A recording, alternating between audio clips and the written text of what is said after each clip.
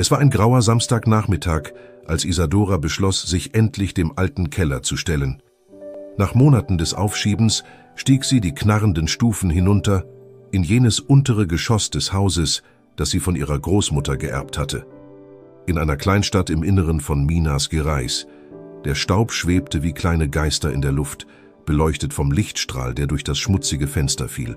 Seit dem Tod von Donna Teresa hatte niemand diesen Ort mehr betreten.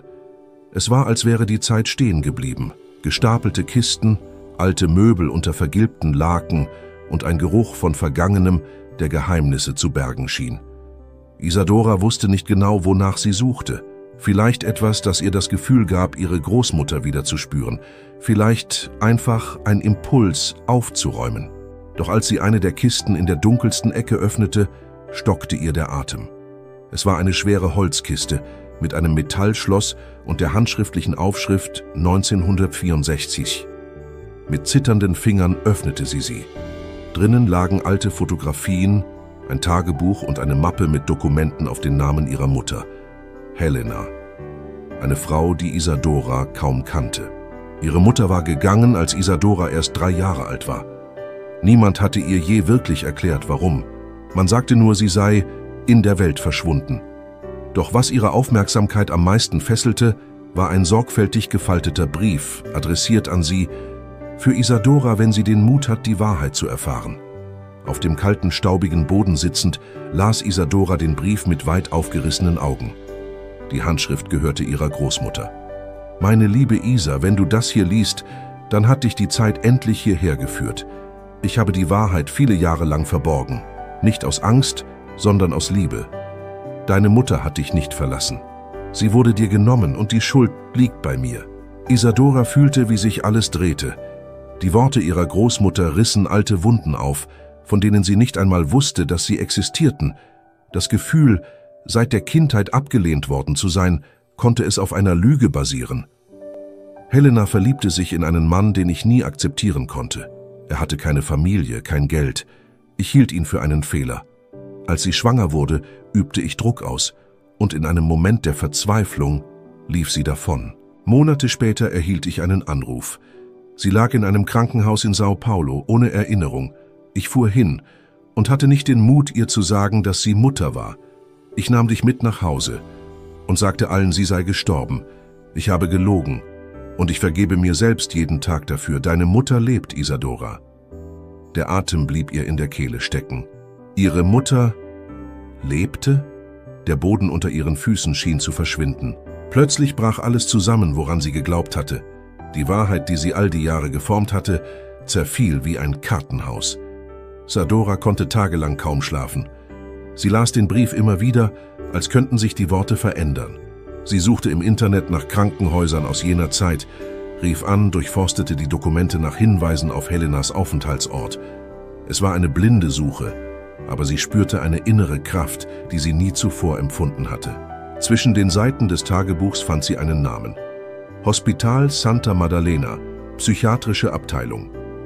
Und auf einem der Fotos war eine junge Frau zu sehen, mit einer Schmetterlingsbrosche. Isadora erkannte die Brosche. Sie lag seit Jahren in ihrer Kindheitsschublade.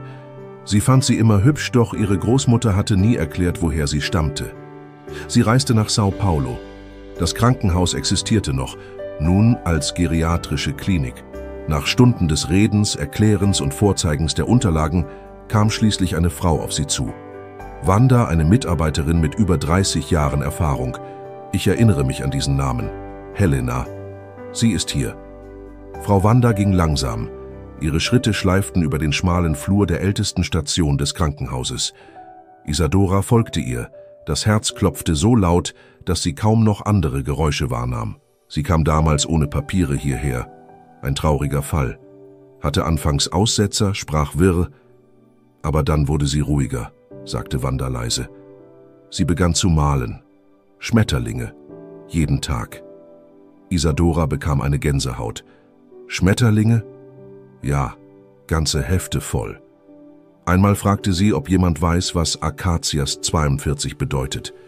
Ich erinnere mich daran, weil es ihr sehr wichtig schien. Isadora stockte der Atem. Acacias 52 war die Adresse des Hauses ihrer Großmutter. ihres Hauses. Sie versuchte etwas zu sagen, aber die Emotion schnürte ihr die Kehle zu. Sie blieben vor einer weißen Tür stehen. Wanda klopfte sachte. »Helena, meine Liebe, du hast Besuch.« Die Tür öffnete sich langsam und dort, in einem Stuhl am Fenster, saß sie. Eine Frau mit grauen Haaren und einem verlorenen Blick, der sich plötzlich aufhellte, als sie Isadora sah.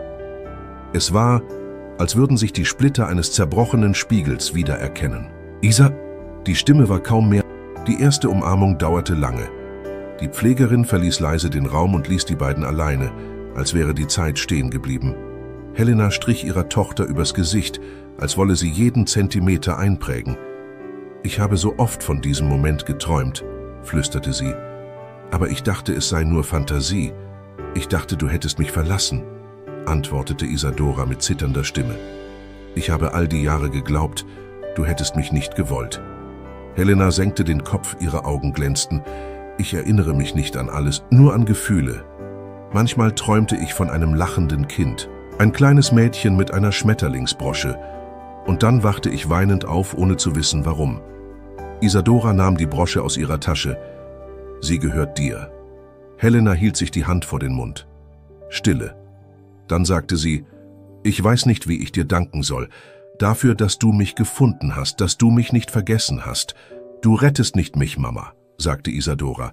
»Du gibst mir nur das Stück zurück, das mir immer gefehlt hat.« Isadora kehrte an diesem Tag nicht nach Hause zurück.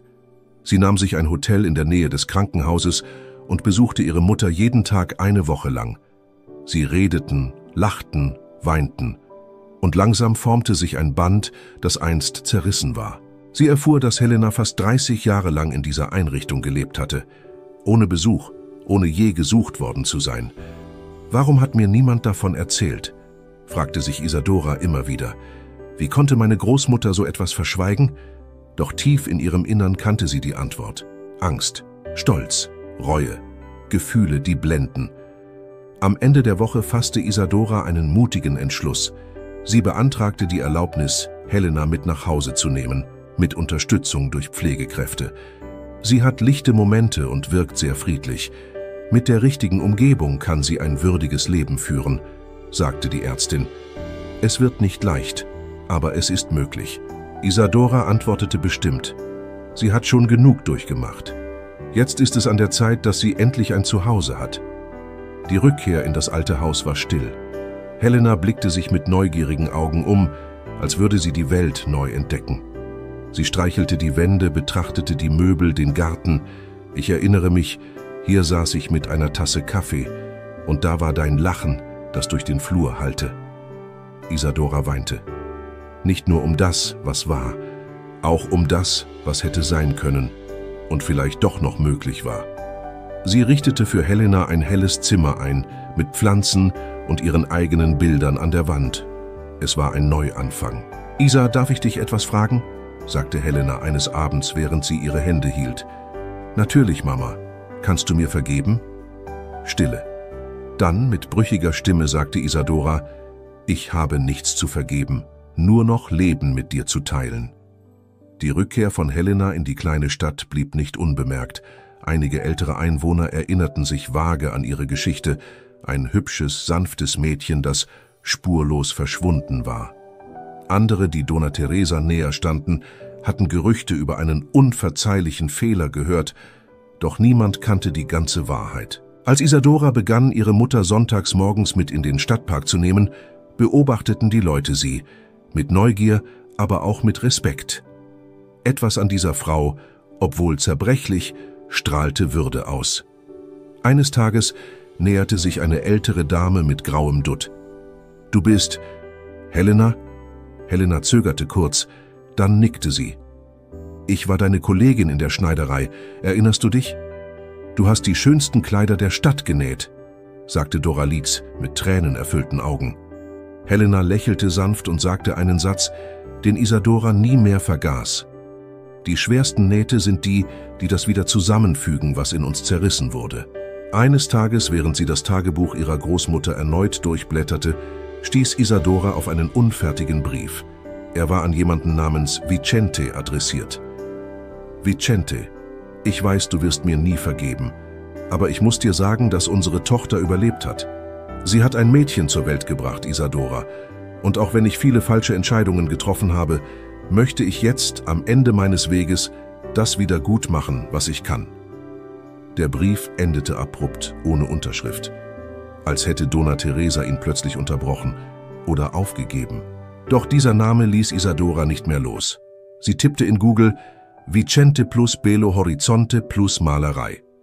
Nach einigen Stunden Recherche und Telefonaten fand sie ihn. Vicente Galvão, 68 Jahre alt, ein zurückgezogen lebender Maler, bekannt für melancholische Werke mit Vögeln in Käfigen. Sie rief an. »Hallo?« meldete sich eine müde Stimme. »Herr Vicente? Kannten Sie Helena Campos?« Lange Stille. »Wer spricht da?« »Isadora. Ich bin Ihre Tochter.« Auf der anderen Seite des Telefons fiel etwas zu Boden. Dann ein hörbares Schlucken. »Mein Gott, sie lebt?« 2 Tage später stand Vicente vor Isadoras Haus. Er trug einen alten Rucksack auf dem Rücken und einen Blick voller Jahre und ungesagter Worte. Als er Helena auf der Veranda sah, blieb er stehen, als hätte ihn ein Blitz getroffen. Sie sah ihn an und nach ein paar Sekunden lächelte sie. »Vögel in Käfigen«, sagte sie sanft. »Malst du immer noch?« Vicente kniete sich vor sie. »Ich habe mein ganzes Leben auf diesen Moment gewartet.« Helena berührte sein Gesicht, zärtlich.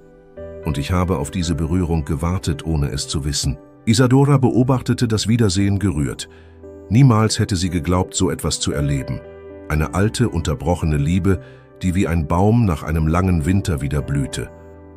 Am selben Abend erzählte Vicente alles. Als deine Mutter verschwand, suchte ich sie überall. In Krankenhäusern, bei der Polizei, in Kirchen. Deine Großmutter ließ mich nicht an sie heran. Ich dachte, ihr beide wolltet nichts mehr mit mir zu tun haben. Also ging ich, aber ich nahm den Schmerz mit und machte daraus Kunst. »Warum bist du nie zurückgekehrt?« fragte Isadora. »Weil ich Angst vor der Wahrheit hatte.« Die folgenden Tage waren erfüllt von einer Ruhe, die Isadora nie zuvor gespürt hatte. Vicente besuchte Helena nun regelmäßig. Sie lächelte mehr, hatte weniger Aussetzer. Sie begann wieder zu malen, diesmal offene Türen, weite Fenster und frei fliegende Schmetterlinge. Isadora spürte, wie sich etwas in ihr ordnete, wie ein Puzzle, dessen fehlende Teile endlich gefunden waren. Eines Tages trat Vicente an sie heran mit einem kleinen Gemälde in der Hand. »Das habe ich für dich gemacht.« Es zeigte einen großen Baum mit tiefen Wurzeln und goldenen Blättern. In der Mitte 2 weibliche Figuren, die eine hielt die Hand der anderen. »Ihr seid mein Erbe«, sagte er bewegt. »Ohne es zu wissen, habt ihr mir neues Leben geschenkt.« Isadora umarmte ihn fest. »Jetzt weiß ich, woher meine Sensibilität kommt.« Kurz darauf, während Isadora das alte Hinterzimmer renovierte, um es in ein kleines Atelier für ihre Mutter zu verwandeln, entdeckte sie einen letzten Brief, versteckt unter einem losen Bodenbrett. Es war ein Brief von Donna Teresa, handschriftlich. Nicht adressiert, nicht abgeschlossen, als hätte sie ihn geschrieben, dann gezögert und verborgen. »Meine Enkelin, falls du eines Tages alles herausfindest, wisse, ich tat, was ich damals für richtig hielt. Aber nicht immer ist das, was wir für richtig halten, auch gerecht. Ich habe deiner Mutter Unrecht getan. Und auch dir. Aber ich habe euch beide geliebt. Du bist das Beste, was ich hinterlasse. Wenn du das eines Tages verstehen kannst, hoffe ich, dass du mir vergibst, dass ich nicht mutiger war.« Isadora las den Brief laut vor. Für Helena, für Vicente, für sich selbst. Alle 3 weinten. Diese späte Bitte um Vergebung war wie ein Schlüssel. Und mit ihm traf Isadora eine Entscheidung. Sie würde diese Geschichte erzählen. Öffentlich, nicht aus Wut, sondern als Hoffnung, dass andere den Mut finden zu suchen, zu vergeben, zu lieben, bevor es zu spät ist. Isadora schrieb ihre Geschichte nieder, nicht als Roman, sondern als Zeugnis. Sie veröffentlichte ein einfaches Video auf einer sozialen Plattform. Sie saß auf der Veranda ihres Hauses, hielt die Schmetterlingsbrosche in der Hand, während ihre Mutter im Hintergrund still malte. Das ist meine Mutter. Man hielt sie viele Jahre lang für tot, aber sie lebte. Verloren, vergessen. Heute lächelt sie wieder. Und ich habe gelernt, egal wie tief das Loch der Verlassenheit ist, die Liebe kann graben, bis sie das Licht erreicht. Das Video ging viral. Innerhalb weniger Tage kommentierten und teilten Tausende. Menschen erzählten ähnliche Geschichten. Von Eltern, Kindern, Geschwistern, nicht nur durch Tod getrennt, sondern durch Stolz, Schweigen, Scham. Eine Welle der Versöhnung breitete sich aus. Isadora wurde eingeladen, ihre Geschichte im Radio, in Podcasts und auf YouTube zu erzählen. Und jedes Mal beendete sie mit dem gleichen Satz: Wenn es noch Zeit gibt, sucht, sprecht, vergebt. Was wir zu Lebzeiten nicht heilen, trägt das Herz als Last. An einem späten Nachmittag, während Vicente draußen im Garten seine Leinwände sortierte, hielt ein Auto vor dem Haus.